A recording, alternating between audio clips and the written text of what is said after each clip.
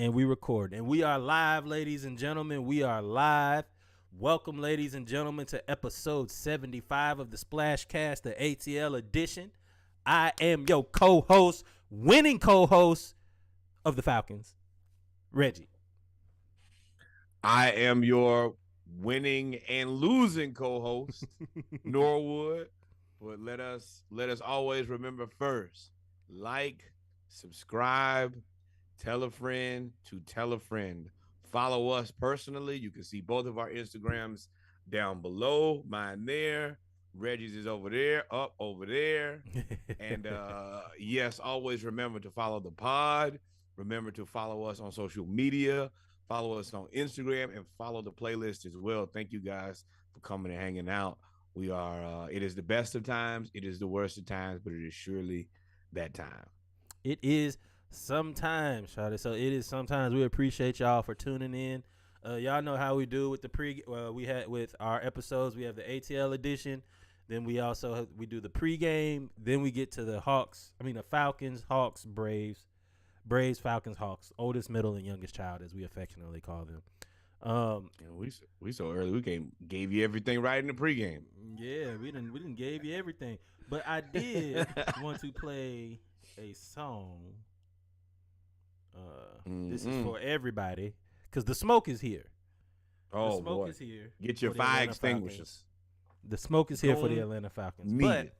before we get to the Atlanta version, before we get to ATL news, let's get to the pregame. I won't play anything crunk or anything right now. And yes, I said crunk. We owe Atlanta music right now.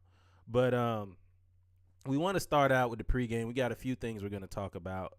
One thing that we want to talk about, we joke on the Knicks, we joke on the Mets, we joke on the Yankees, we joke on the Nets too, I guess. Are the Nets really a New York team? I don't feel like the city of New York has embraced the Nets.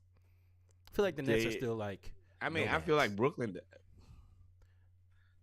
You're right. It's a very tricky situation, but I feel like they're MetLife Stadium. Respect. Like they say they're New York, but they're really in New Jersey. Like I feel like that's what they really are. But I mean, that's how the Jets are. Yeah, that's what I'm saying. And kind of the Giants. MetLife Stadium is their stadium in Jersey. Yeah, correct. Man, killed my joke. You did. You killed my joke on that one.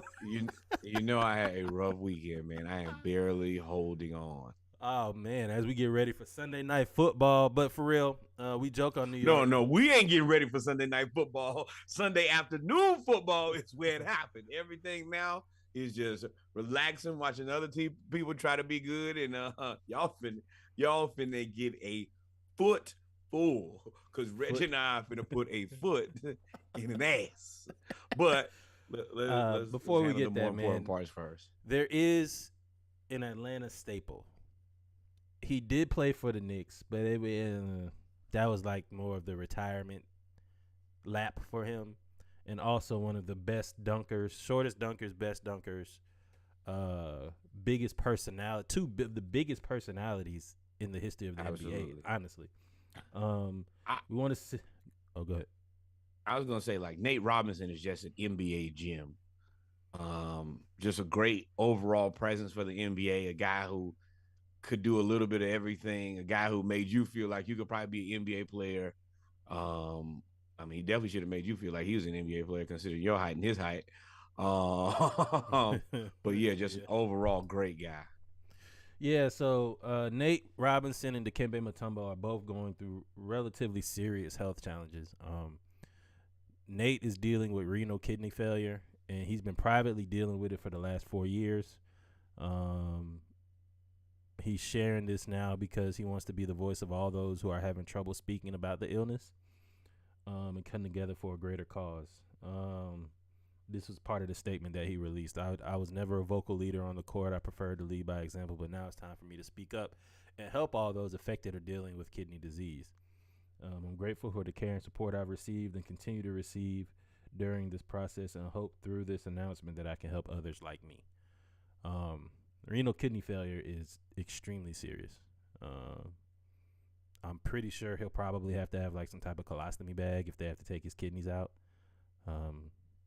It's a big deal. Yeah, That's scary. And this guy is an athlete, two-sport athlete, a If y'all don't physical remember him at specimen. Washington, they were picking him to Yes. be a top 2-round draft pick when he was at Washington at running back.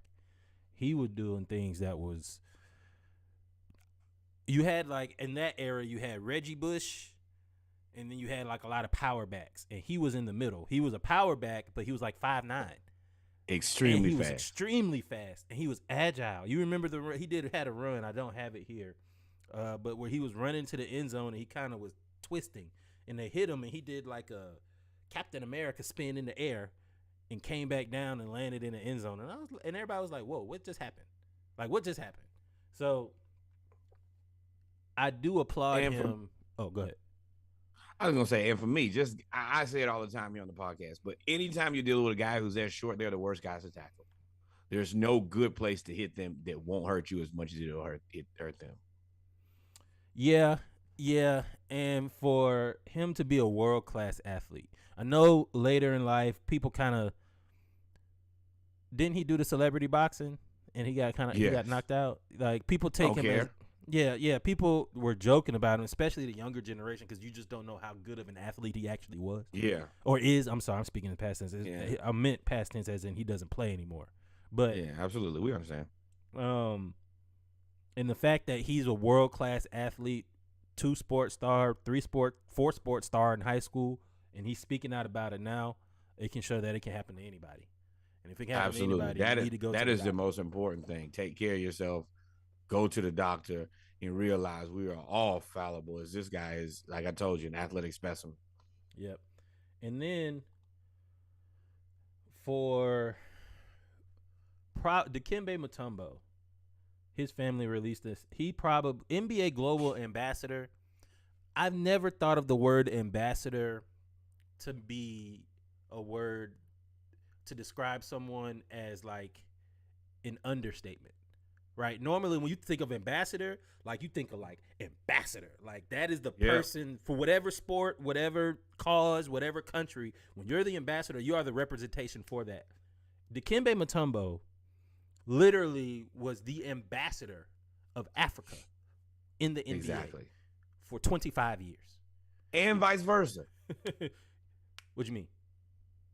As far as, him being the ambassador on their end, him being our ambassador on the other end, just being a good steward of NBA basketball, he's still got a presence. He's always around. He's always around the Hawks. He will always have a presence. He has a presence with Capello right now. Who does the finger wag to honor him? Dikembe Mutombo is the Oh yeah. I was agreeing with you. Yeah. He right now, Dikembe Mutombo is the reason that you have Joel Embiid. He is the reason that you had Lukumba Amute. Lukumba Amute found Joel Embiid. All of that of the NBA going over to Africa, providing these opportunities for these athletic specimens, as we call Nate, they're athletic specimens too, going to Africa, is directly related to Dikembe Mutombo. Absolutely. So for Dikembe Mutombo, one of the reasons that the NBA, not the NBA Sixers D, too. NBA Africa. Yeah, with the Sixers, they went to the finals. Yep.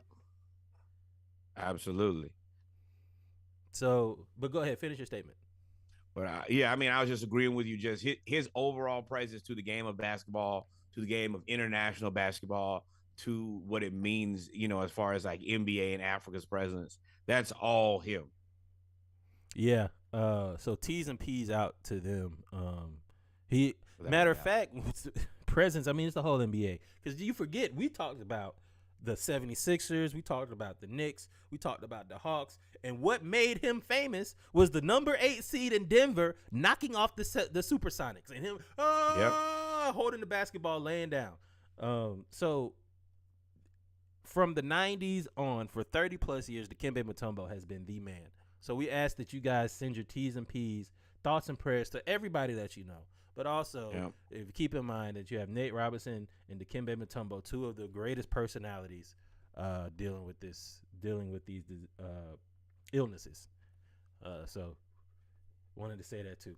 Not all shade when it comes to New York. Not yet. No, definitely not. So this is what I like to call... This pregame is what I'm going to call reparations. Ladies, he just called an audible. I'm going to call this pregame reparations, boy. So Ryan Reeves, this is the opening night of NHL. The genuine hockey. looking fellow.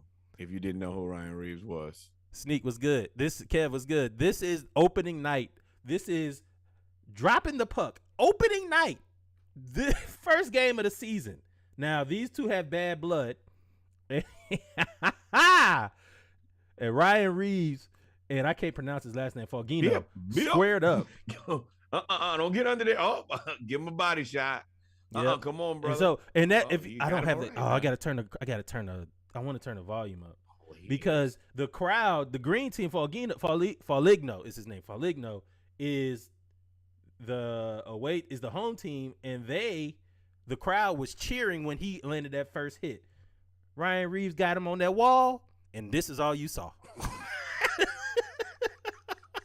And I said, Lord. You wonder how I got here, huh? Lord, I said, Lord, let me tell you something. We don't need no more. Now, this is going to be controversial. I ain't really a fan of movies that keep depicting us in an oppressive manner, right? I watch them. I go see them. But we need more movies like that. Give me a Nat Turner movie inspired by Ryan Reeves. This is what we need right here. Boy. This is what I want. Oh, boy. I love 12 Years a Slave. I love the actors, how they portray it. I look at it from a technical standpoint of how you're doing your craft and all of that stuff. I want to see more movies like this. Show me how good of an actor you are by depicting wild out of you, my friend. Beating the dog crap out of somebody. What was the game that oh my gosh, the Nintendo game where all you did was fight and play? Was it Blades of Glory? Is that what this is? Blades of Glory is the skate movie, but yeah, they fighting. And you know what's funny in this, and we're gonna move on from here in a minute. But it's I can funny. tell you what's funny. It's these stiff right hands to the face. The right hands. But then they tried to like encourage, ooh, and that was it. When he hit him with that uppercut, he buckled. Boy ain't really throw no more punches. Punching him in the back of the head. Foligno threw no more punches. Foligno threw one punch. Gotta learn how to lean. Oh, look. Rest was like, all right. Look, and they trying to encourage him. That's the funny part. They tried to encourage him. Like, yeah. No, you got your blades of steel. That's it, Y'all don't stop beating them sticks on the wall while he beating me upside the head. Y'all come out here and help me. How about that, bro? Rule number one: if I'm fighting and getting whooped like that, somebody else needs. Somebody need to jump in. Listen. So I don't know if it's a cultural thing. I don't know if it's a regional thing. I don't know. But I'm gonna let you know right now. I was not raised to fight fair. This whole shoot the ones thing I learned when I went to Hampton. I was like, whoa, y'all actually fight like one-on-one? Right, though. No. But you hit him, I hit you. Like that's how that works. But this is the thing. It's the right. It's that one. Once he hit, I will give him. He hit him one time square, and after that, it just woke up a whole new human. After that, it went downhill so fast. Hit him with the But then, so I told y'all this is gonna be reparations, right? Then you had Deontay Wilder. Wilder, who is bamboo. What if to this day he one of the blackest people you'll ever meet from Alabama, and he last time we saw him he was getting beat up, so he found a Tyson Fury lookalike and beat up on him asleep to this day. Asleep with his eyes open. And Deontay Wilder is in shape. Like that's one thing he ain't never not been is in shape. This dude looks like he's a security guy that's like a bar fighter. Now Deontay in this fight didn't really show anything. Yeah, he's something. I don't want to speak wrong. I think it's the flag. Asleep, it's supposed to be the whooped, flag. Destroyed, hurt, any of those things. What he right.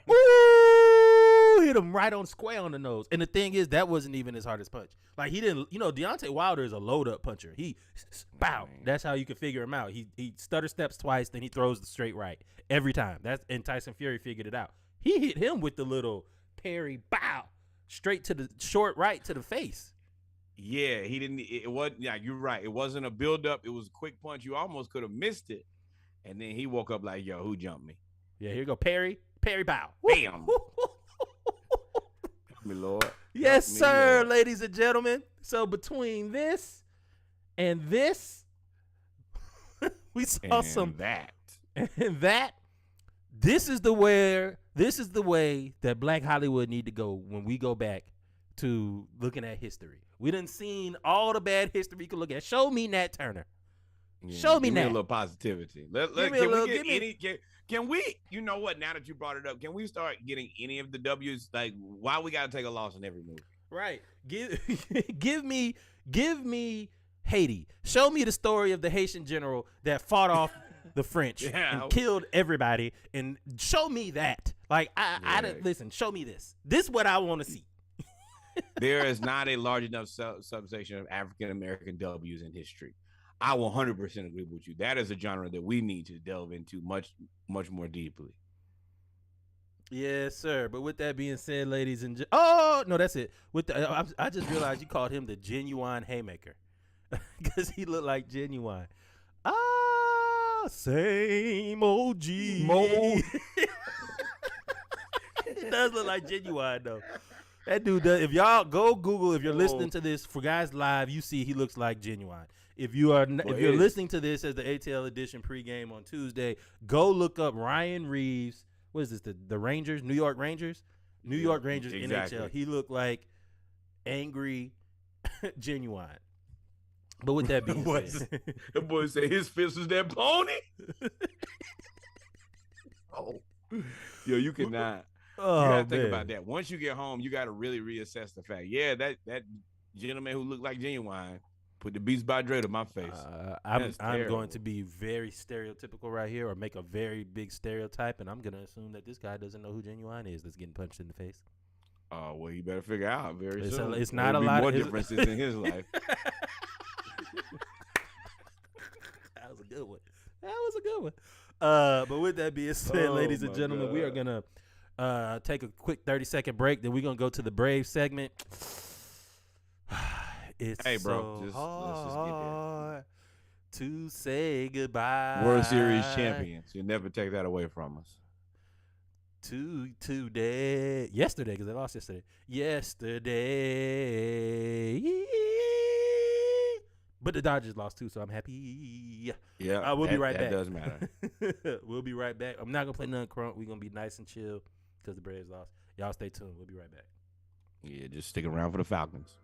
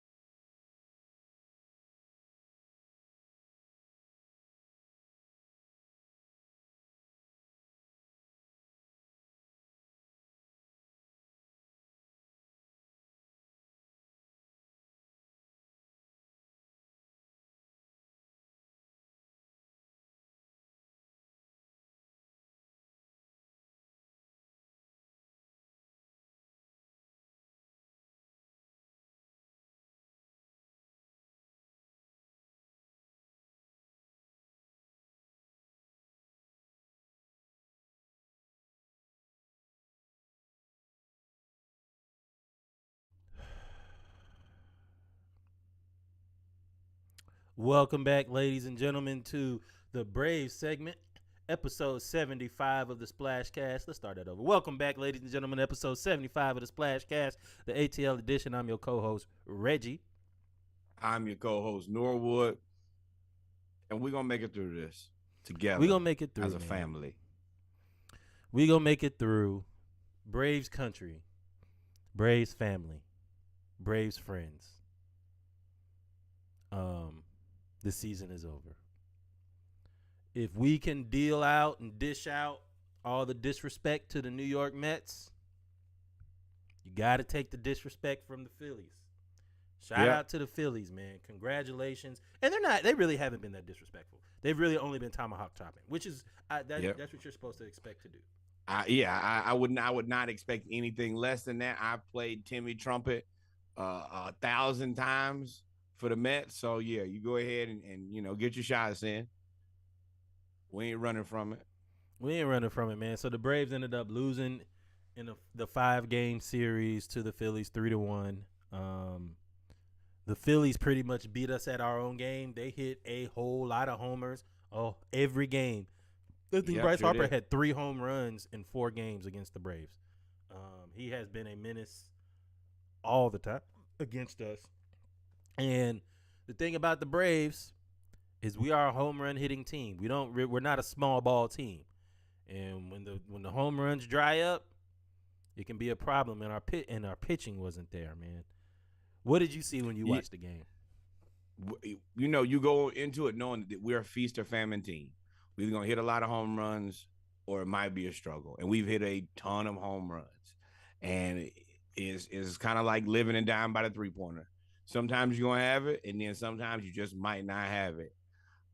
It was frustrating to kind of lose the way that we lost, specifically after 101 wins.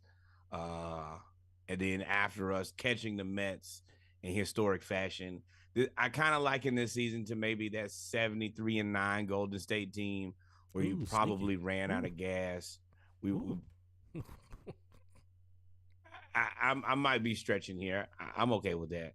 But I think hopefully we'll pace ourselves a little bit better next season. And my only thing is as much as this season may have been a letdown, I'm okay with everything because we signed everybody.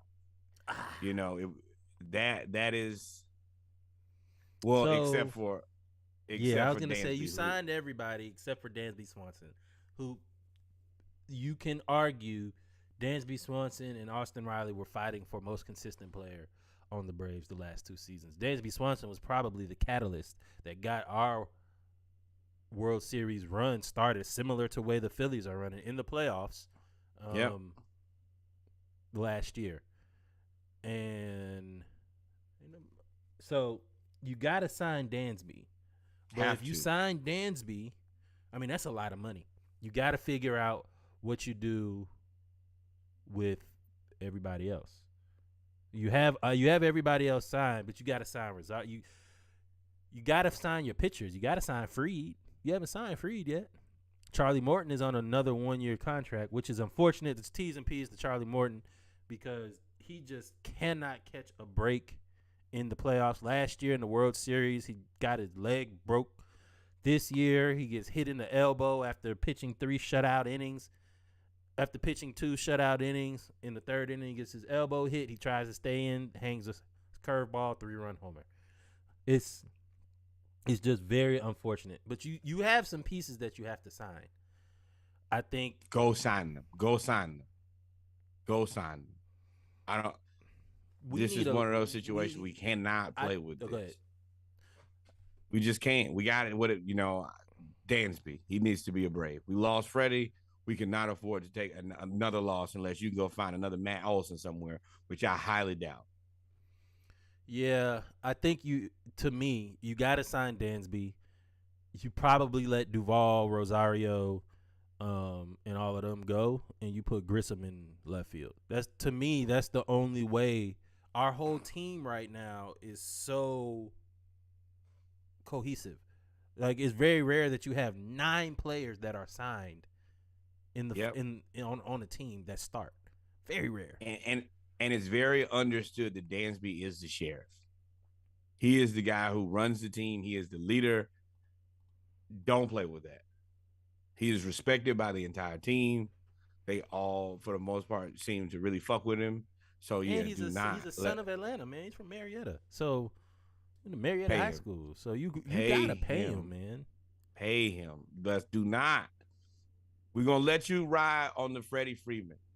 Do not play with this one. This is one where you have to get it done.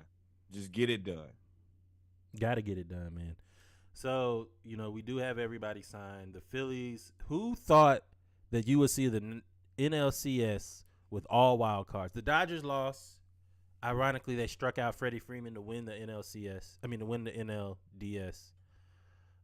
So they 2 wild cards are playing in the National League Championship Series, and all the top 3 teams, 3 of the top 4 teams in the league, are out. Yep. With the Yankees playing the Cleveland Guardians. I keep all these name changes in Cleveland and Washington. Playing the Cleveland Guardians. They're playing now, and if Cleveland wins, then the Yankees are out. That means 4 of the top 5 teams will be out with just the Astros or asterisks left. You need there's always going to be a question there. I will give Dusty Baker major credit for doing what he's doing with that team in spite of every national eye being on you. And hey, what are you guys doing?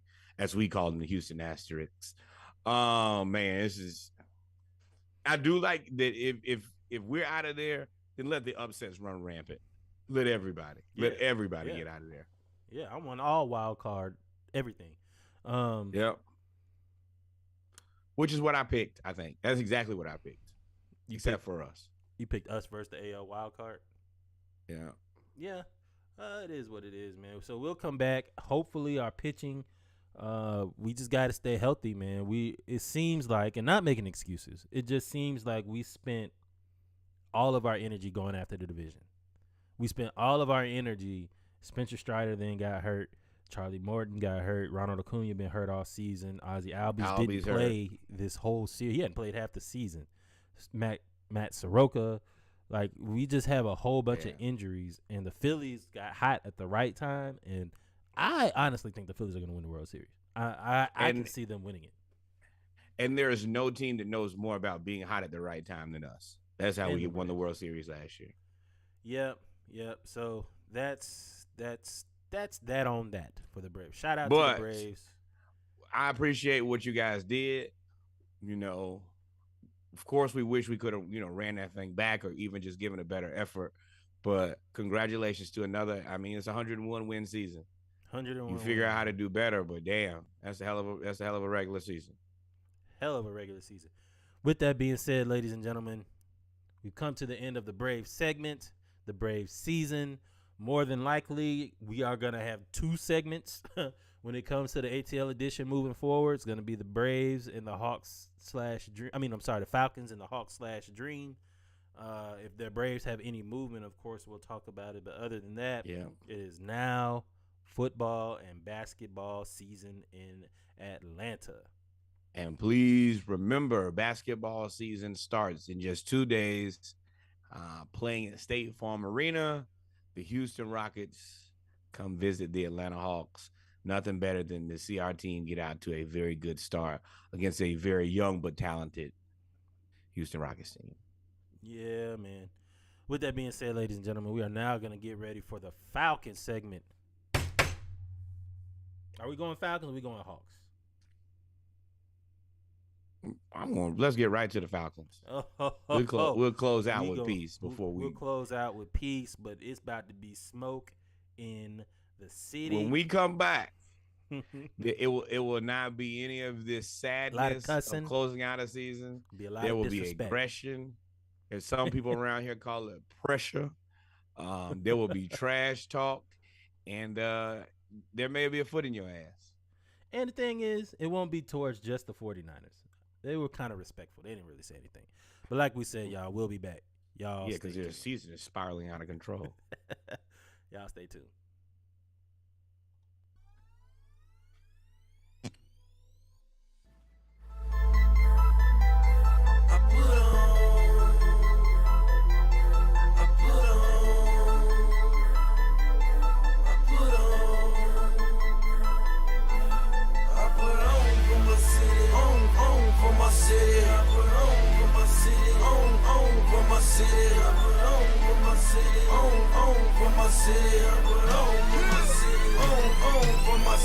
When they see me off in traffic, they say Jeezy on some other shit. Send them pussy niggas running straight back to the dealership.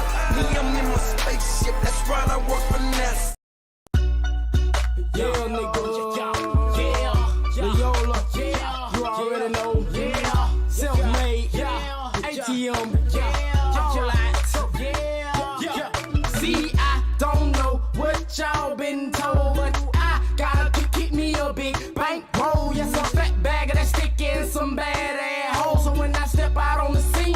cause I already know the start. Start talking about my clothes. You see I'm pimped out, come try to knock me for my hoes. I'm a real nigga, so I ain't gon' buy them Eddie goes. I ain't gon' trick out with that bitch, and I ain't gon' hang around my foes. I'ma get money, nigga, so fuck it, I kick some doors. Hit the block like the sun, and get rid of all the snow. You can call me a done, cause of the way I flow. I'm a good role model, just look at me as a pro. It's the gutter race, man, so it's gutter till I gutter. Till no suckers hate me, you can see it in they eyes. When I come around, they frown, they wanna let me down. And when I leave, them bastards talk about me like a clown, but I don't give a fuck. I ain't gon' give up, no, I ain't gon' let up, no, I ain't gon' shut up, and ain't gon' never let them haters get fucked to me. Oh no, no, they'll never get fucked to me. Oh no, no, no, I ain't gon' let up, no, I ain't gon' shut up, no, I ain't gon' give up, and ain't gon' never let them haters get fucked to me. Oh no, no, never get fucked to me. Oh no, no, these niggas always motherfucking hang. Yes, sir, ladies and gentlemen. We back. You hear it? What do we say? What do we say, Yola? I just don't give a fuck, cause I'm all out with it. The game ain't done. So that's how we coming today. You already know what it y'all. is. It is the Falcons segment of episode 75 of the Splash Cast. You see it. The Falcons are 3-3. Yes, the Falcons are 3-3. I am yelling. You better turn your volume down in your car. If your baby's sleeping, you need to put Bust some your headphones eardrum. on. We don't care. We are out here. Y'all disrespected the Falcons since July. Y'all have disrespected us since July. 2-15. July. 1-16. How can you in 17 games? Y'all really picked us to win 2.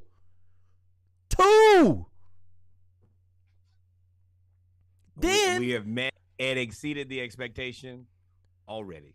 we have met and exceeded expectation after you cheated us. You had to cheat us with Tom Brady to get us to not get our 4. We really should be. We are a bad roughing the passer call and a Marcus Mariota fumble away from being 5-1. 100%. The disrespect was loud. I need every analyst. I'm tagging ESPN, Fox News, Bally Sports, NFL Network, Yahoo Sports, NFL.com. I'm tagging everybody. I want the respect to be just as loud as the disrespect. I want it to be just as loud.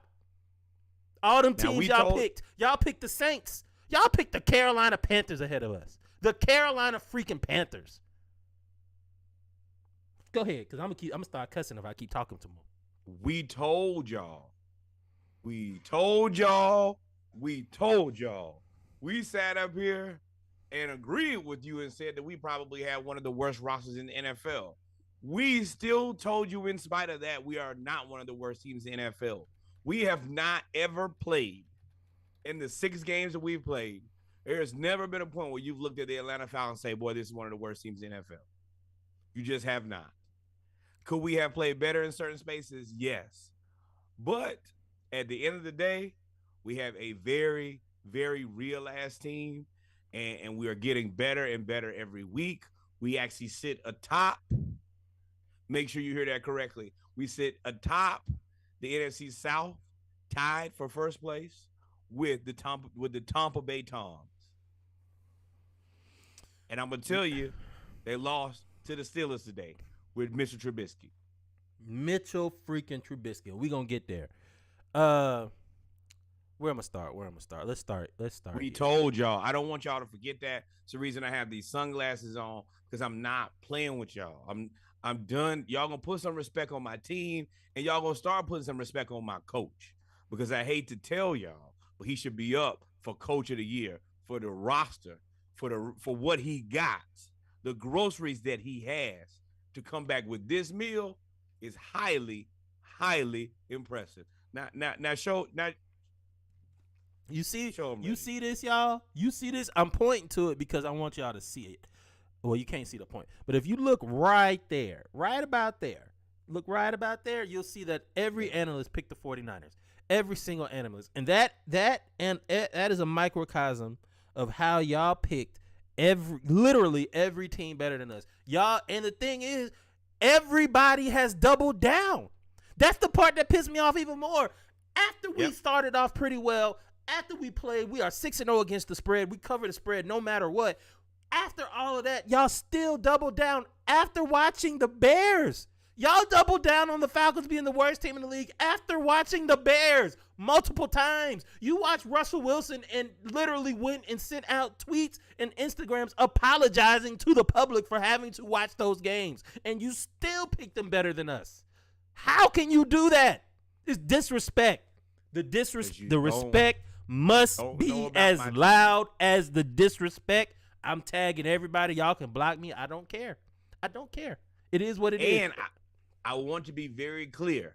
When we picked this game on Saturday Morning Live, we said that this is a home pick, but we were also very realistic that we said we could beat this team. I told y'all that. That was not a homer part of the pick. That was not me joking or being facetious. I said that I looked at the 49ers with Jimmy Garoppolo, and I looked at my team, and I said, well, damn, I think that we probably got a good chance to win this game. And then y'all yet and still picked them to run away with it. Funny how that worked out, huh? Funny how that worked out. So now that I've got that off my chest, now that I've got the screaming off my chest, nobody picked us. Let's talk about some of these highlights, man.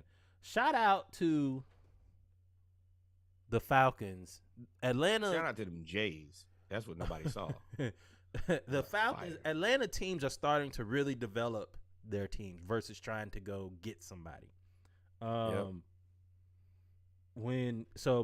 Michael Pruitt was brought up from the practice squad on Tuesday. What's the day? The latest day that you could bring them up is when we brought them up. First NFL touchdown goes to Pruitt on a great catch. Play action pass, open, caught it in the end zone, 7-0. Falcons up. And he looks like he belongs there. Hey man, if he can be athletic, he's way more athletic but I don't think he can block like our other tight end. But the way our offensive line is playing right now, he is playing very, very, very well. So then we go up 7-0. The 49ers, it was impressive because, and nobody's talking about it. It was impressive because we drove all the way down the field. All the way down the field. We were in control of this entire game. There was never a point, even when we got up by 14, we gave the lead back, we still were in control. 100%. We were definitely in control. The whole game. So then the defense played, and here it is. Nope, what's his name? Nope. You put the same link twice.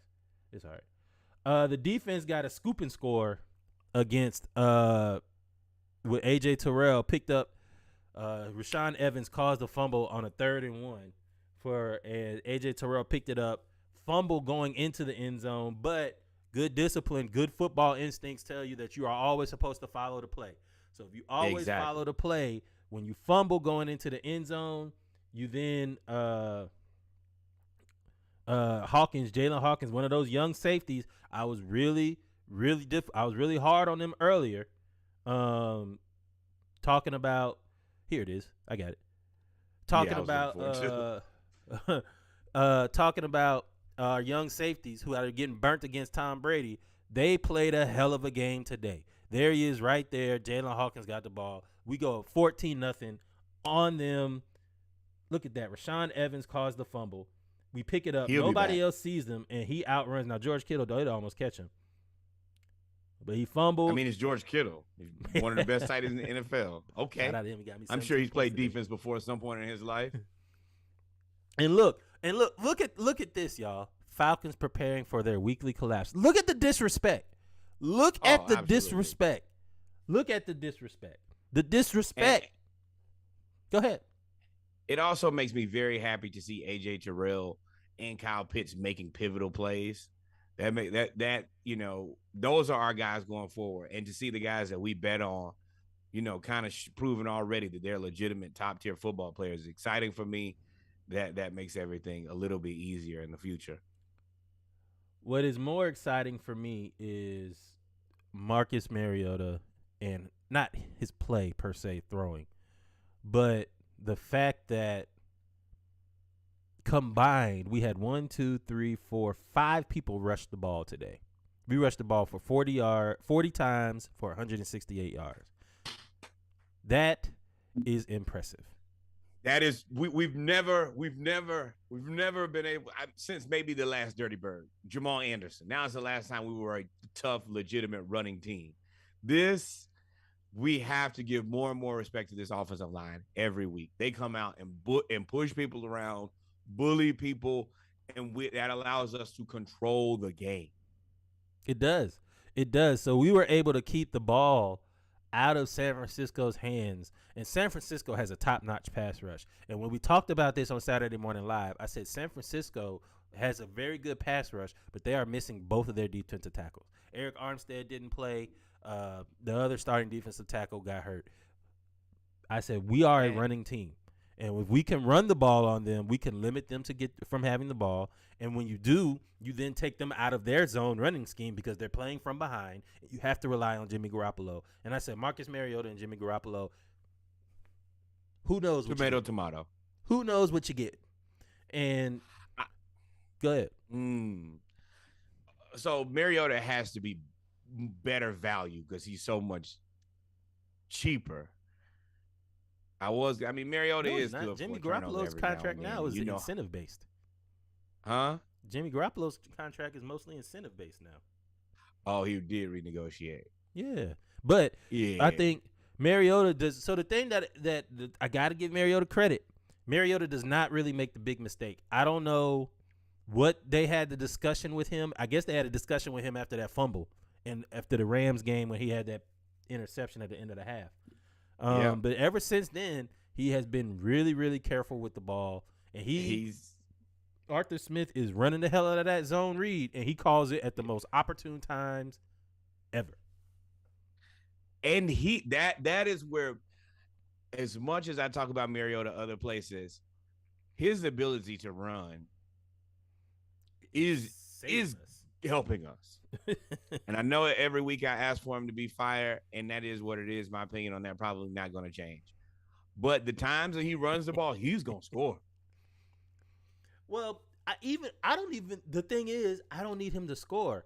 We were trying to put the game away, right? Which is something that we historically have had problems with since 2000 and probably since Matt Ryan got drafted. We've had problems putting games away. The biggest one, of course, is 28-3. But you got 2012 in the NFC Championship game against the 49ers when we were up 14-0 at halftime. All of those things. So Marcus Mariota, the biggest plus that I can see from him is that 3rd and 10, if nothing's there, he's not going to force it, and he's going to run. And he is keeping us ahead of the chains, or he is keeping us at least in a manageable 3rd down or a manageable 4th down if we decide to go it. He is not really taking big losses unless the offensive line just has breakdowns. I think more than anything else, that has been his greatest attribute, and that may be why we're not going to Ritter. I think that's the only reason you don't go to Ritter. And it's so tough because if you look at the stats, they weren't really mind-blowing, but he only had one incomplete pass. He might have only thrown for 129 yards, but every pass you asked for him to make, he made it. 13 of 14, 129, and it was 2 TDs. I mean, he is now. I heard something today on the broadcast when they interviewed Arthur Smith that only a coach can tell. You know, we're not privileged to go to be part of the media camp yet. We'll be there. Shout out to the Falcons. We're gonna soon and very tag out of it. But Arthur Smith said Marcus Mariota is one of the most accurate quarterbacks in the league when he actually sets up and does his fundamentals. Wide base, don't step in the bucket, lean off your back foot, throw it. He's very accurate. When he gets in trouble is when he starts getting happy feet and his feet get together and then the ball sails, and that's how he always throws all his interceptions. Today, and Arthur Smith figured it out. All of them were quick passes. Very quick passes, red zone, and if it's a quick pass, then we run the ball, and then we might try something over the top. So Arthur Smith, you said this earlier, Arthur Smith deserves the game ball for this because they coached the hell out of this game. If you didn't watch it, they coached the hell out of this game. And Dean Pease, limiting this 49ers offense to 14.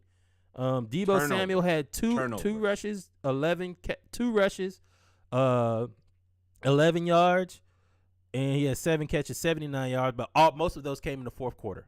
Really, on the last drive, he had like 40 yards on the last drive. Other than the fourth quarter, they held Debo to very little. And Brandon Ayuk went off in the first quarter. He's the reason in the first half, but they held him in check in the second half. Our team makes really good adjustments at halftime. You don't really see us get blown out at half. Say that again. Say that again so the people in the back can hear. We ain't never been able to say that. Our team makes really, really good adjustments. They make really good adjustments at halftime. We don't really get beat in the second half. We play really, really well. And there's really not much you can – if it's not talent, you're not really going to out-scheme us. We just beat one of probably the best schemer in the league, Exactly. who's the son of possibly the best schemer of all time. Maybe second best. You may have to say second best because you have Bill Walsh, who invented the West Coast offense. Yeah, but Mike Shanahan. I don't know if I don't want to put him quite there yet, but he is a guy who you better respect. And Mike for Shanahan us to just out coach him. Oh, you talking about Kyle? What? Yeah, you don't want to put Kyle there yet. I was talking about Kyle as the son of Mike Shanahan, who literally invented the zone blocking scheme. That's without so he and now you talk about second generation genius at that point. So his dad is still there, so it ain't really technically second generation. I think his dad has a ton to do with each game plan every week. So yes, Kyle is the guy who's giving it to him, but I think that Mike on a regular basis breaking down tape and saying, "Hey son, this is what I think needs to happen." Yep. And shout out to the fantasy owners. Everybody tried to make this a big deal. Kyle Pitts never really said anything, but it is something that Atlanta fans have noticed because we have Julio Jones. And the way trauma works and the way this stuff works is when you see the same thing happening again, you start to freak out. We had Julio Jones, possibly the best receiver, definitely the best receiver in Falcons history, one of the best receivers in history, and we could not get best him Falcon in Falcon history. Yeah, and we could not. I don't know, man. He was really good. You can't shortchange Matt Ryan. Matt Ryan got an MVP. It's hard to shortchange the quarterback. Julio's it. But Julio, we could never get Julio like double-digit touchdowns. Like Devontae, we'd always say Devontae Adams and Stephon Diggs because they always get touchdowns, and Julio never got touchdowns. And we see the same thing with Kyle Pitts. But today is the day. My man Kyle got in the end zone, first touchdown in the United States, year 2. And did the dirty bird. And did the dirty bird on y'all. Because everybody, for some reason, that plays against the Atlanta Falcons, when they come here, decides to do the dirty bird like y'all weren't born in 1993. I would make a joke, but my brother did it too, so. Did the dirty bird? Yeah. Yeah, how old is your brother? He definitely did it. He's old enough to know the dirty bird. That's what I'm saying. The dirty bird is old as hell. Why do people do the dirty bird to try to disrespect us? Like half the people that are on the team didn't know about the dirty bird. They had to watch this on YouTube to see it. Kyle Pitts ain't 26. Kyle Pitts is 24. He was born in 1998. The dirty bird came out in 1998. Yeah, you're right. Jeez. Wait, hey man, let's not age ourselves. Let's not age ourselves. But I'm happy about this. It felt good to be in control of the game. I am liking what I'm getting out of Olamide Zaccheaus now. Man, he is coming into a position where he's the guy who I'm gonna have the best matchup, and I'm gonna take advantage of that. I will say, everybody knows their role. Kadero Hodge is a great blocker, and he catches the ball off Prairie View. We had a couple players that had sacks, one from Prairie View as well, Marlowe. So, no, Quentin Bell. I'm sorry. Quentin Bell from Prairie View had a sack, a timely sack. And at the end of the day, 49ers had to put the game in Jimmy Garoppolo's hands. And that is not what Kyle Shanahan likes to do. Kyle Shanahan would like to run the ball and take the game I don't out think of his hands. Anybody wants to do that. And then, of course, now I don't know how I feel about this. It kind of reminds me of the Mets and the trumpet. But we did have some beers after the game. And what that tells me is we heard all of the BS that y'all said. We definitely circled two wins. We circled it. For us to drink beers, we didn't drink beers after the first win. We didn't drink beers after the second win. For us to drink beers after the third win means that we heard you. Yep. We heard you. We wrote it down. We put it in the filing cabinet. And we've had the games that we lost have been tough losses. And our team has stayed resilient. We got cheated last week, and a lot of teams would have just, hey man, we got cheated last week for first place, and maybe phoned it in. We came out today like, hey, this is our game to win. Shout out to Andy Levici and Roddy White. Shout out to Andy Levici and Roddy White. Andy Levici came over here from Tennessee. Roddy White he's always gonna be the Falcon. He's never gonna go anywhere else. But shout out to them still supporting the Falcons, man. So the Falcons got the big dub today, and we came out of here relatively healthy. AJ Terrell got a little banged up with his hamstring, but he came back in and played. Casey Hayward took a little fall on his elbow, but I saw him back in. Isaiah Oliver got a pick. Hey, we're finally using Isaiah Oliver how we're supposed to. He is not an outside corner. He is a nickelback / safety, and we are using him correctly. And he is tackling. He got a little winded, played well. Olamide Zaccheaus is doing everything right, man. So with that being said, go ahead. Hold on. Troy Anderson and Rashad Evans, 25 tackles. 25? Yeah. Yep. 13 from Anderson, 12 from Rashad Evans. Rashad Evans, we told you this is going to be a year tryout. We look forward to seeing you next season, my friend. And we didn't even have Michael Walker. Now, hey, now that you brought that up, we were kind of, not we, because I'm not going to put you in my anger. I was skeptical about this Troy Anderson pick. I like that he was a quarterback, running back, and linebacker, and he was the fastest linebacker in the draft. I don't know what switch, number 44 is what I'm talking about. I don't know exactly what switch flipped, but he was reading that defense. He was reading that offense like a nursery book. He was going right through that D. He was making all the tackles. Even in zone, he closes on the football very well. Very few missed tackles.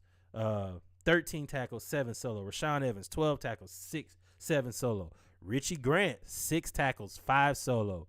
AJ Terrell, 4 tackles, 2 solo, and a pick.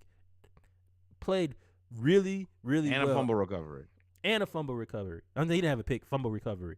And I also want to bring up somebody that really didn't get into the stat sheet, but he has been playing lights out. Taquan Graham, number 95. Defensive tackle out of Texas. Said probably one of the strongest people on the team. Taquan Graham has been playing out of his mind. And they played really, really, really well. And now you can't just double team Grady and then decide to tell us to figure it out. Can't do that no more. Yep. We're going to figure it out. With that being said, gotta go see them Bengals next week. Got to go see them Bengals next week. I'm okay with that. The Bengals struggled today. I think that we're confident. I hope that we get Cordero back here pretty soon. One thing that you can't say about us anymore is you expect to just go in and whoop the Falcons. Good, bad, or indifferent. Let me tell you right now, if anybody going to have a difficult day, it's going to be your defensive line.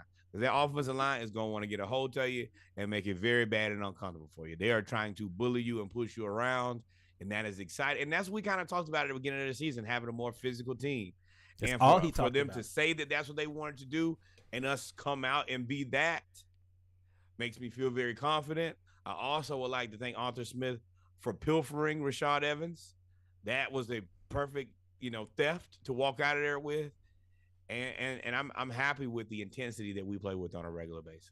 And Terry Fontenot too, man. Terry Fontenot, I think every move he's made so far has worked out. Even the ones that we all questioned, every single one You know? has worked out. Even Is keeping that players, is that draft your picks, two everybody. biggest? Because you and Troy Anderson, you was like, I do not want this quarterback guy. I don't want him to play quarterback. Not in getting him in the third round. I still don't like our second round pick. I listen. I'm gonna die on that hill. I like AK-47. He's playing well. We could have got him in the third round or the fourth round. I agree. Because we could have got another receiver pick. But with that being said, man, so I got us playing really well against the Bengals. What I want to watch for against the Bengals is the rematch. I know AJ Terrell has been looking forward to this since the national championship game. When LSU beat Clemson like a drum. Although Justin Jefferson was the one that had 4 touchdowns. I know that AJ Terrell is looking forward to this game. Oh yeah, against the Bengals. I want my next shot in the pros. And we need if the Bengals are beatable. The Bengals are beatable, man. So it'll be a good game. It will definitely be a good game. What are you looking for in this game? I'm just looking for more the steady level of competition and intensity. That to me is that's always been kind of the one thing that we could never really hang our hat on was we're going to be tough every game and we're going to play with a high level of intensity. And we have that right now. I still 100% think that we do not have one of the best rosters in the NFL. I don't think that we have a top 75% roster in the NFL. But what he's doing is coaching the guys up and they're playing well. And that's what you can ask. Folks. That's the only thing you can ask from a coach.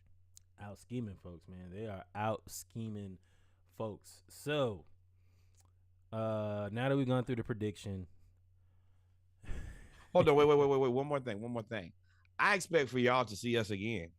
We're going to win more games. 3 was not the end. We're not about to lose 12. Stop. We're not losing 11 in a row now. We're not 3-14 team either. No, So plan to see more of me with sunglasses on, see more of me telling you that me and Reggie told you. And if you don't like it, of course, you already know where you can go, directly to hell. So, before we get out of here, tell me one thing you liked about the offense and one thing you disliked about the offense.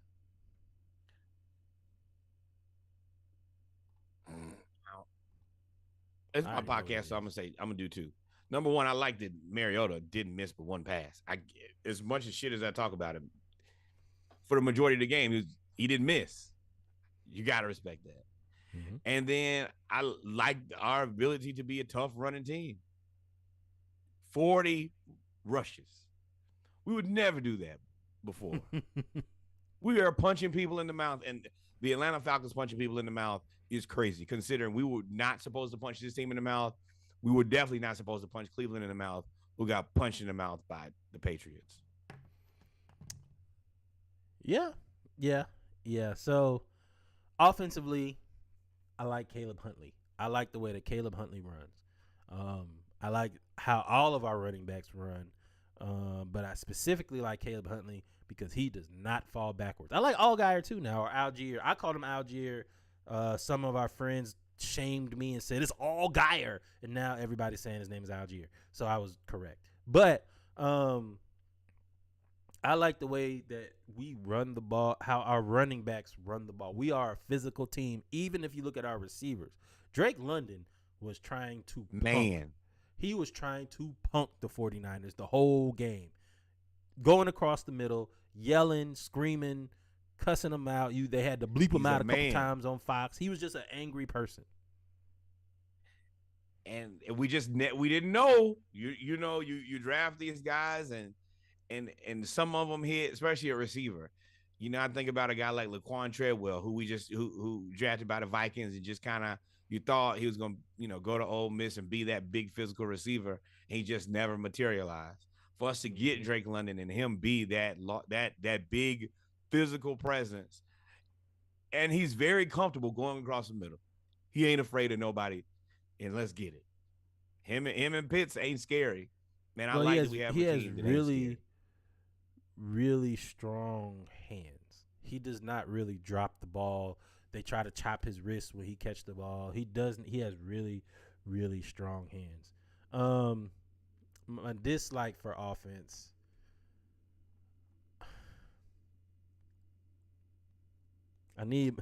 It's hard to say this because he was 13 or 14.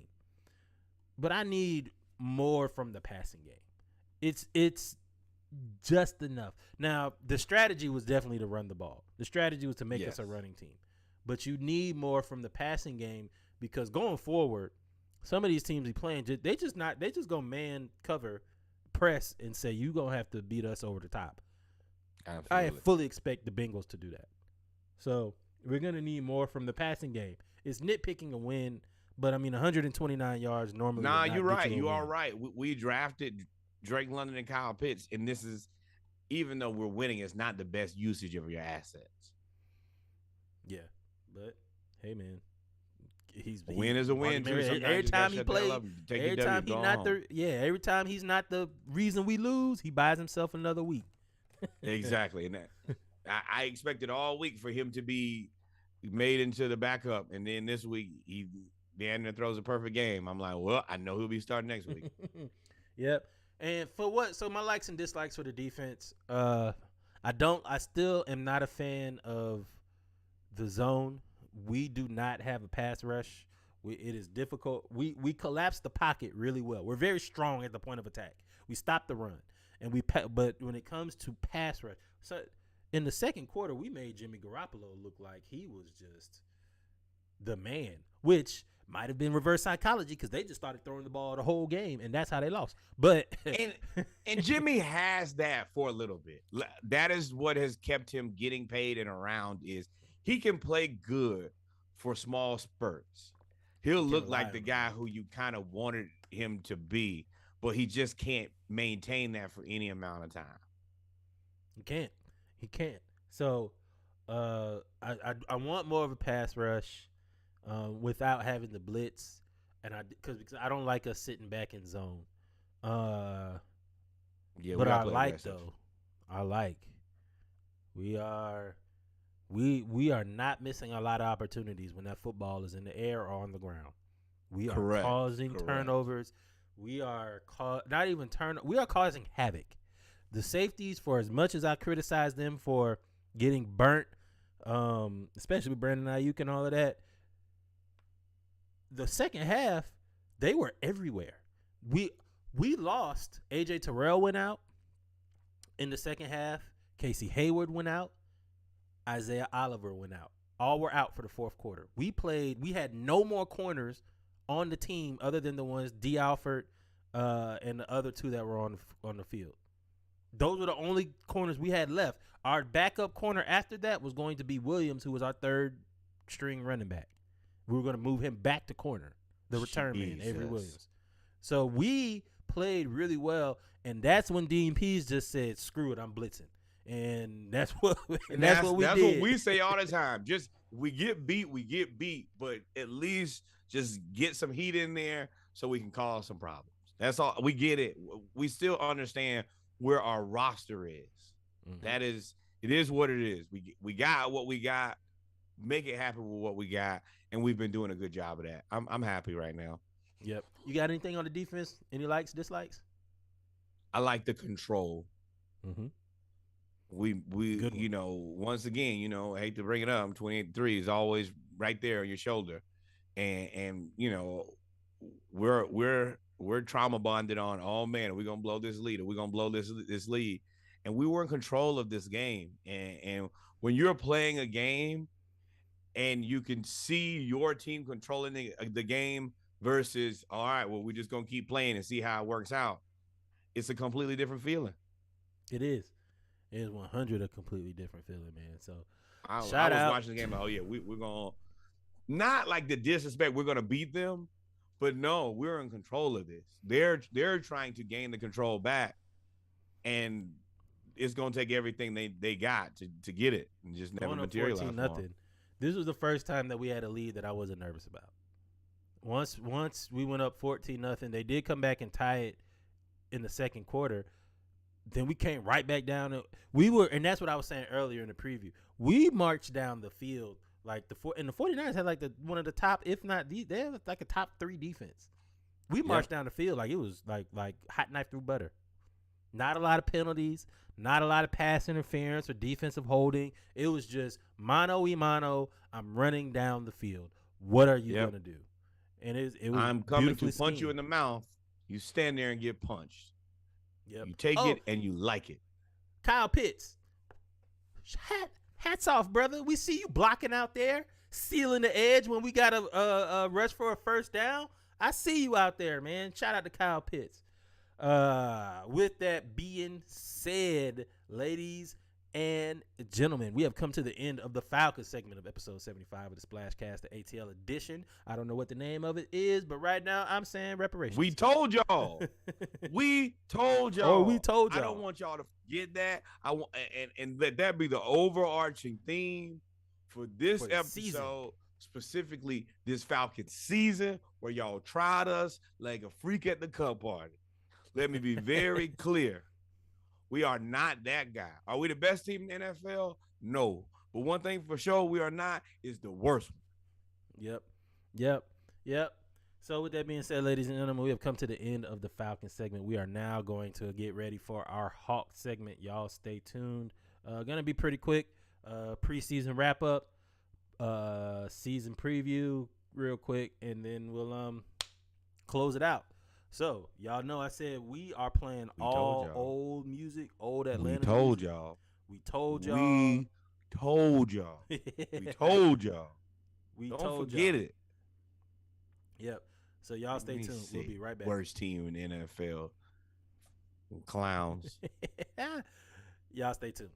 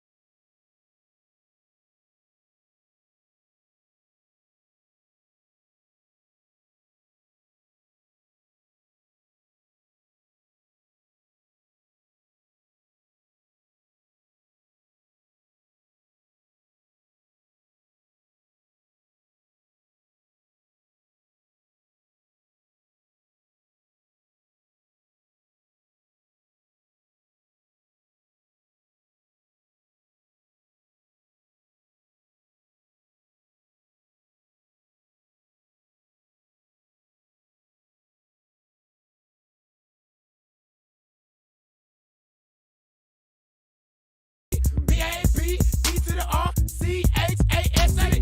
Dash it to my D to the Y, I-G, D-A-Y. Now get your gas and get on up and come on and join my infantry. Live, ride, live. Get on up, get on up, get on up, ride, live.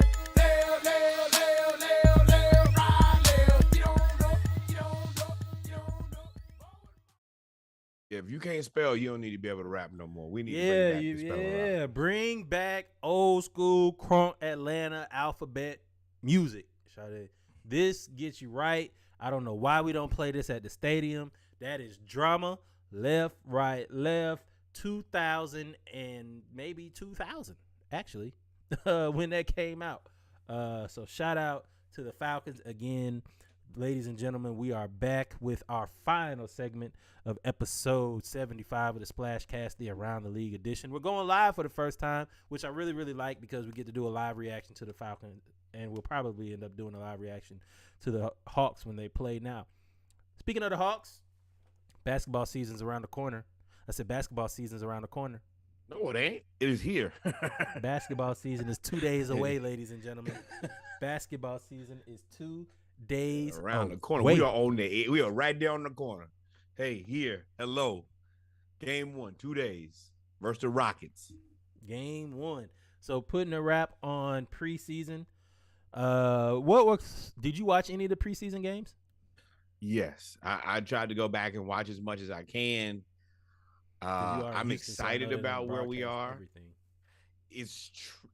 it's a little tricky to me because I feel like we have a lot of unknowns, but I feel like Nate knows. For instance, specifically like Jalen Johnson. I feel like he knows a lot more of what he plans to do with Jalen than he lets anybody else in the world know. So you brought up Jalen Johnson. Jalen Johnson was playing really, really well. He is hyper athletic. Like he is John That Collins. That is a great way athletic. to put it. Hyper athletic. He is John Collins athletic. Like he just doesn't stop moving on the court at all. And he doesn't seem as lost, at least in the preseason. He did not seem as lost as he did last year. He looks like he's stronger. He's still thin, but he looks like he said he put on about 15 pounds of muscle. He's strong enough. He good and strong enough. And he's hitting his shot more consistently. He's looking for the mid-range and the corner three, which is part of the Hawks' offensive game plan, is to get the big in the corner. We've been working on not Capella. I lied. We've been working on Okongwu, John Collins, and JJ in the corner. So Jalen Johnson, not only has he been playing well, look at that. Here we Told go. you, hyper athletic, man. That was easy for him. And I want to say he was running the break too. They didn't show it here, but he in this same game he got the rebound and took it coast to coast. He's a legitimate rebounder. Yeah, and I'm excited about both of our backup 4 and 5 because I think that they have the best example for starting 5 and 4 right in front of them. I feel 100%. Like Okongwu can learn so much from Capella and John Collins, and I feel the same way really about Jalen Johnson and John Collins. You need to be, the physicality part. You need to learn as much as you can, especially we'll get into JC here a little bit later, and the new things he's added to his game. But also just the ability to play within the system, and hopefully, Jalen can take that John Collins leap when it comes to shooting the ball. And then at that point, then we may have to reassess some things because his handle is just better than John Collins right now. It is. He has a lot of potential, man. If he can consistently hit that three and rebound the way that he is, he'll have somebody ready for he'll have playing time. I'm sorry. I'm watching the Eagles game who are up 14-0 on Dallas. He'll have playing time he'll always have minutes with Nate. If you rebound and play defense, you're going to always absolutely have minutes with Nate. I think that he is probably the third best rebounder on our team at this point. I think it's Clint, JC, and then I think he's a better rebounder than Okongwu right now. I think that Okongwu's a better rim protector, but as far as like natural go get the ball, it's him right now. So the thing about that is when you look at our team as a total, we added DeJounte Murray. Look at this sequence. We didn't have this before. We were strictly pick and roll. And then we look at that. Look at the ball movement. You cannot run faster than the damn basketball. That is what I hope we figure out. And then also look at John Collins collapsing the offense here. Boom, right there to the paint. Up, nope, kick it and keep moving the ball. Thank you, Trey, for not shooting that. Excellent play. That is beautiful basketball. That is the Warriors-looking basketball that we want to play so bad right there. We built the team in the image of the Warriors, whether you like it or not. We built the team, whether you don't. I know y'all don't want to say that Trae Young is Steph Curry and he'll never be Steph Curry. I don't know. We don't know. He's not Steph Curry right now, but his game is like Steph Curry's. We had Red Velvet. He was supposed to be the ball handler, shooter, defensive guy. He was okay. He just shrunk in moments. So we went and upgraded guy in DeJounte Murray. Say that again. He never materialized into the guy we wanted. We needed more aggression, and we got it in DeJounte Murray. So we got DeJounte Murray, who plays really good defense. His shot has been falling, and he has facilitated and starts this. When you have two guards that are basically point guards, when you have two hybrid guards that can start ball movement like this each time, and that is their name thing that they want to do. Lord, I got Usher playing. What am I doing, Lord? Yeah, let's make that better. We got Weedy in the City with Young Dro on the background. We listen to Usher on this podcast. We like you, Usher, but this ain't a place for you right now. But back to it. When you have two guards that can start ball movement like this and start offensive sequences like this, and we're not settling for threes. Last year, that would have been DeJounte would have took the three, JC would have taken the three, and Trey would have taken the three. Exactly. But when you Just have keep moving this the right ball. here, you can't do it. You can't stop it. You can't stop that. No team in the NBA Pray. can stop that. When the ball is moving like that, you can't stop it. The Warriors have shown you can't stop that. That little lineup there is very scary. It is because Okongwu he's less of a rebounder, but he has better touch around the rim. He's dare I say he's a better finisher than Clint. He is. That's not. And while we're talking about Okongwu, he is the guy who everybody has the highest expectation of making the biggest jump this year. If you read any report, any kind of scouting report, they're looking at him to really push Clint for that number 1 5 spot and make it very difficult on the Hawks going into next season. Quietly, and I'm excited about him. Quietly is kept. They have, like we referenced, the corner threes. They have corner three shooting competitions between the big men every practice. Okongwu, for the second day in a row, or second time they reported on it, has won that shooting competition, including JC. JC, Okongwu, Capella, and JJ. Okongwu has won that 2 practices in a row now. That may not be a lot to y'all, but from somebody for us looking at a team to where we get very little offense production outside of lobs and rebounds from our 5, if we can get a shot. Oh man, then you can play 5 out and you can really move the ball instead of having him planted there in the paint for the majority of it. And what that really does is help John Collins. Mm-hmm.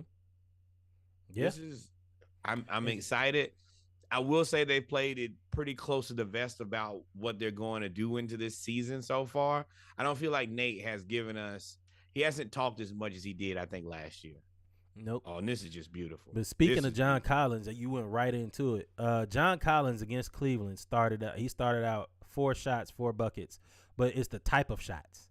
So the Hawks, we've talked about this before. The Hawks have really, in the preseason, focused on mismatches. When there's a smaller defender on you, especially for the big men, when there's a smaller defender on you, John Collins was taking them straight to the paint. And the thing that we've noticed about him in the paint, watch this move right here. No hesitation. He already knew what the move was. Not waiting on no double team, nothing. Go ahead. This is what, whoa, my goodness. He kept the elbow out, so it wasn't a push. Hey, this is the space that I have. He's playing aggressive. This is what we want out of John Collins. We need to make sure that we're giving him these type of opportunities. Let the man flourish. Let the man earn the money that you paid him.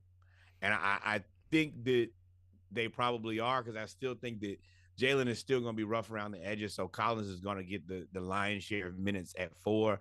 And I think that, Okongwu and Capella will play a decent amount at 5. And I'm excited for this. If he plays like this regularly, NBA, good luck and Godspeed, my friend. And what I liked is how they were feeding him. Like, I don't know if that was what they were trying to do just to get him going in the preseason, to get him acclimated.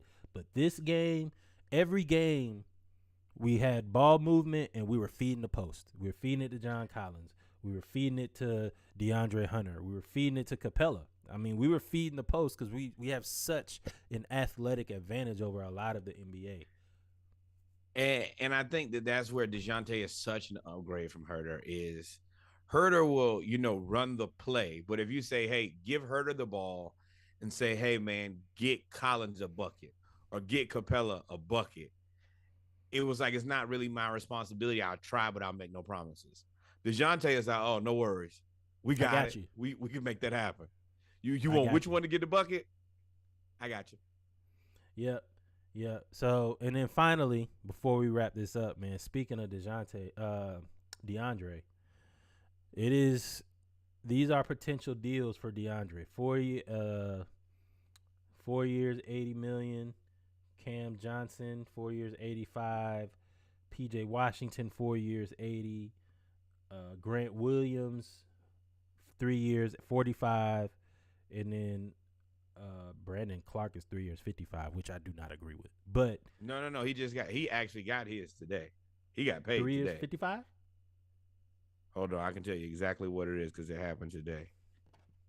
Was it 3 years, 55? Or no? You said what? Was it 3 years, 55 million? I think it was a 4-year contract. That can't be right. They said he was gonna get 3 years. No. He got 4 years, 52, and they suggested 3 years, 55. He got 4 years, 52. Yeah, 4 year, Yep. $52 million contract. So 3 years, 55. So that was a steal. Yes. Or Yeah, this was. I think this was overestimated. Actually, to me, I think this was overestimated. But do you agree that that DeAndre should get 4 years, 20, or you think he'll go for 4 years, 100? So this is how I look at this. Christian Johnson is not the best player. Number one, Cameron. He is in. Yes, Cameron Johnson. I don't know why I want. Oh, I know somebody named Christian Johnson. That's why. Yes, but he is not the best player here. I don't think he's 1, 2, or 3, honestly. But I will be more than happy to have DeAndre Hunter at 4 years, 80 million. But I don't think. I think that'll be an end of this. Well, it will be an end of the season thing, but I would love this number. This would be extreme value. I probably wouldn't sign a 4-year contract if I was him. At that, I would sign a 3-year and then let's renegotiate this, because I assume that the biggest thing for him is just not being available. Yeah, he's just been hurt. I think that he's $100 million guy, but availability is really the problem. It hasn't let him play a ton enough to prove that he's worth $100 million. But if we could get this, I would give it to him today, right now. Yeah, 100%, man. I $20 million is fair to me for what you have in DeAndre Hunter and what he's shown. You've seen 35 points in the playoffs in an elimination game, same way you saw Cam, 30 points against the Milwaukee Bucks. He and Cam have been pretty similar when it comes to injuries. It's just that DeAndre Hunter starts and DeAndre Hunter gets more minutes. If I were the Hawks, I would be hesitant to give him more than 480, just because you said he hasn't been available. Yeah. But I can guarantee you, if you offer him 4 years, $80 million, somebody's gonna match and try to exceed that. Somebody in the league is gonna exceed. Yeah, because of the value of his position. His position is one of the most valuable in the NBA, and his body type is type, his coordination, his ability to do a little bit of everything. Who can't use a guy like that? As long as he's healthy, he's worth $100 million because he can do so much. He can shoot. Mm-hmm. He got a mid-ranger. He can shoot the open 3. He's a top-tier defender when healthy. He can guard 1 through 4. We've seen him do it. And I'm talking about, when I say ones, I'm talking about Kyrie Irving. He gave him hell. He's also the guy who does the best job on Luka Doncic. And we've also seen him stonewall Bam Adebayo. That's all you can ask for a guy playing defense. Only people who I really, don't think he can really guard is somebody like your Joel Embiid, Giannis.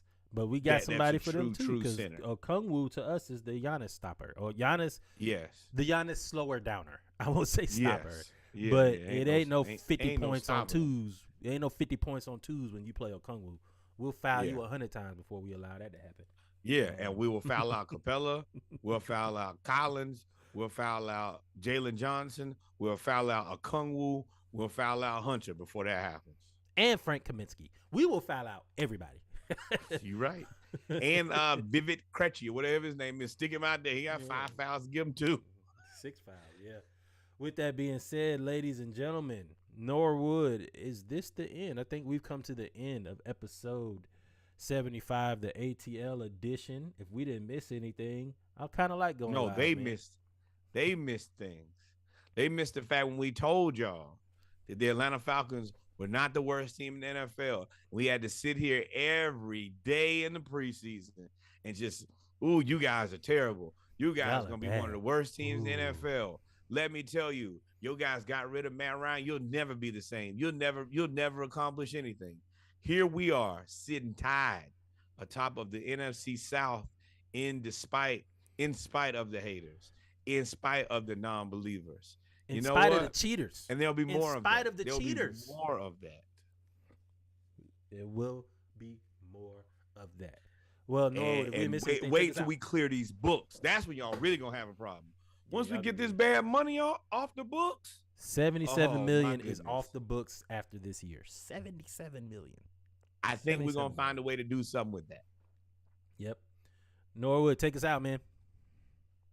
Always, before we do anything, remember to like, subscribe, tell a friend. If you've seen this, follow the podcast, follow the playlist, follow us. That costs nothing.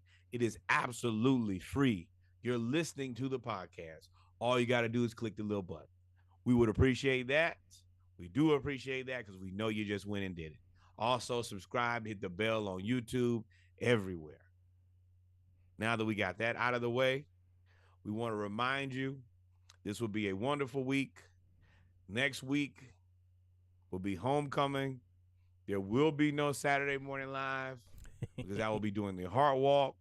There will be no Monday Night Raw because I will just be getting back to Houston and I will not be physically in the position to podcast. But this week, tomorrow, there will be Monday Night Raw. The next episode, the ATL edition, will be out. This episode that you're hearing right now coming out on Tuesday. Wednesday, there will be a splash cast. I have not figured it out yet, whether it be 24 or 36, but it will be that. And I'm also putting together a homecoming playlist. Be somewhere between 150 to 200 songs you can just put on and vibe out. Different sessions through the entire thing. It's going to be great. I'm sequencing now and putting that together too. Then, of course, Thursday, for anybody who missed the Monday Night Raw Around the League episode, it will come out on all DSPs on that Thursday. You know, of course, Saturday is Saturday morning live. Tell them where they can find us, man. Oh, I'll tell them. Of course. So, first go off, ahead. I forgot I do this part. First off, you go to www.instagram.com. You type in the search bar right up here. You type in the Splashcast, all one word, all lowercase. Doesn't really matter. You will then come to our page. Make sure you like, subscribe, click the bell, and go and just scroll down and like everything. We post reels every week. We post funny videos. Don't cost We you do have nothing. the Splashcast. We got to post the Splashcast bets. We have all of our picks that are right here. We have our soundtracks. We have everything here for you to like us on Instagram and listen to. But then you want to click the link tree. And once you click link tree or the link in bio, it'll take you to where you can find us everywhere. Where can they find us? They can find us on YouTube at the Splashcast. They can find us at Apple Podcast at the Splashcast. Always tell people I have two different places for whatever reason. Social media sometimes does hate on us. You need to find at least two places to get the pod, just in case one for any reason is hating. We putting out this content weekly. We're not even weekly, daily at this point. Every day we're trying to give you something. So just make sure you can find us everywhere. Google Podcasts, the Splashcast, Instagram at the Splashcast, Twitter at _ the Splashcast, Twitch, where you can find us live at this very moment. Is that us? Yes, it is. You can find us there right now. You can also find us on TikTok at the Splashcast. That bonus playlist will end up being the homecoming playlist. I'm going to edit that here in a little bit. You can follow us for all the tweets on at the Splashcast. That's the Splashcast playlist home. That is the master list, which is probably 7 hours of fire ass music. And then the fan page, the Splashcast. And of course, if you are a podcaster, you can listen to us on Anchor. Always, if you got questions or want to learn how to podcast, feel free to reach out to me and Reggie. We'll give you what we got, try to help people as much as possible. Thank you guys for supporting us. Thank you guys for listening to us. Thank you guys for not believing in us. And I'm talking about the haters who said that the Falcons were the worst team in Two the and NFL. 15. Y'all said we're gonna be 2-15. I'll never let you forget it. Never let you forget. Never, ever. And we did tell you. So when you see this episode and it's called We Told You, know why. With that said, we've covered all the bases. Number one, more black baseball. As we speak about more black baseball, we are rooting for Mike Harris to be Rookie of the Year. Number two, we are more black cowboys and cowgirls. Number three, the historically black college universities you graduated from, your auntie graduated from, your favorite cousin graduated from, the one that you just used to drive by every now and then. Send some money over there. The historically black college university in the neighborhood that you live in, the one in the city that you live in. Support these schools financially. Send some money over there. Also, when these games are on, it just like we tell you, it doesn't cost you anything to double tap the photos or to follow and subscribe. The same thing with this. Cut the TV on. Actually, I will tell you, these games have been really good. Really so good. We're gonna talk about it tomorrow. Really good HBCU football or HBCU sports. But even if you can't, just turn the television on so that they see that people are watching and supporting. It is an investment in our collective culture and raising the bar when it comes to HBCUs. And that is at the forefront of what we try to do every week. More than anything else is to raise the bar, raise the visibility of historically black college universities because they are fundamental to the success of our community. And finally, the Hampton University, as we are in the precipice of homecoming, send some money to Hampton University, the greatest learning institution in all the world, founded in 1868. The place that gave me and Reggie our undergraduate degrees. Send some money over there on behalf of the Splashcast. We truly appreciate it. We truly appreciate you guys. We thank you for all the support. Reg, what else you got for them? Nothing, man. Make sure, the website we working on it. We actually have the design down. We are telling you guys, we always tell you to be able to give back to your local HBCUs and your alumni. Make sure that when the website comes out, the website will have links for you to give back to your HBCUs. We will have links for you to give to whatever school you want to. We plan on having a link categorized by SWAC, MEAC, CIAA, SIAC, etc., for you to be able to give back to as many schools as you want to. And if we don't have it up there, you will have a place to contact us as well. So that's really all I got, man. We are also looking to support teachers. So you have teachers who have classrooms and things that they need. We are trying to do the part that we can to support the people in our community to the best of our abilities because, we love, to talk about sports and all the rest of that. But truly, the one thing that me and Reggie want to do is help as many people as possible. With that said, we've gotten all that taken care of. We've had a fun, fantastic pod today, and it feels good to be right. With that said, there's only one thing for me and Reggie to do now. What's that, my guy? Hang out.